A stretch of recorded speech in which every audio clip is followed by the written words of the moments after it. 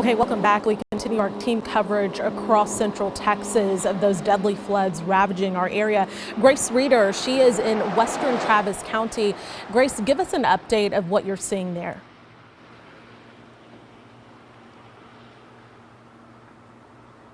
Yeah, we're outside of the Emergency Operations Center in Lago Vista. It is starting to drizzle once again, but nowhere near as hard as we saw rain throughout the day today.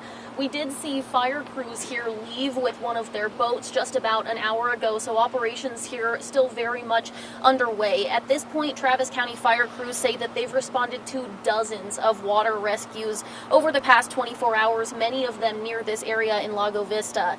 We now know that at least 4 people are dead because of these floods. That's according to Travis County Judge Andy Brown, and more are missing, including a 17-year-old girl, according to the ESD1 fire chief here.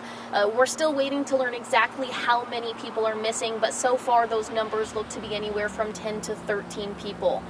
We've also been driving around, and it's hard to describe just how many roads we've seen washed out, parks and creeks flooded.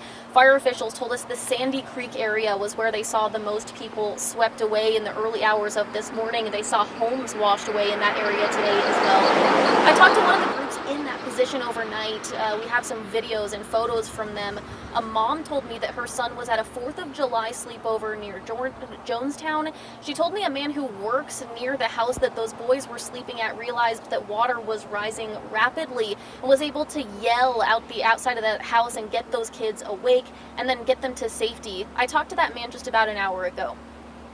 And so to be in that water and listening to the thunder, the loud, water, the trees, hearing the roots come up off the trees and buildings crashing and things flying down the creek and, everyone kind of yelling and, screaming, trying to find who's where and stuff. It was definitely like surreal. It was kind of like, the worst nightmare you've ever had. And just kind of realizing that in the moment is something that if you haven't gone through it, it's really kind of hard to comprehend. Just about 30 minutes ago, and they told me that this man saved their life. Talked to those little boys that were in that house. I am working to get that to you. And finally, I talked to Travis County Judge Andy Brown, who confirmed for us the 4 people dead, but also said that Travis County is likely to host a news conference tomorrow morning around 10 o'clock where we may get a better idea of just how many people are unaccounted for. But as for right now, I can tell you that operations to find people and keep people safe still very much happening here in western Travis County. Guys? All right, Grace, you have traveled around Travis County and other parts of central Texas throughout the morning, throughout the afternoon. Give us a sense of what you've seen in terms of the water and the roads across our area.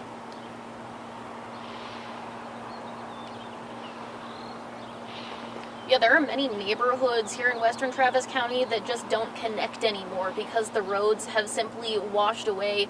I've been with Eric Henriksen all day, and he's going to talk a little bit more about what we have seen in terms of the roads and some of the damage that we have seen here, but it's been really incredible. There are trees that are huge that just were blown over by this water, and we have seen a lot of damage, particularly when it comes to roads here today, Jen. All right, Grace Reeder, live for us in western Travis County. Thank you so much.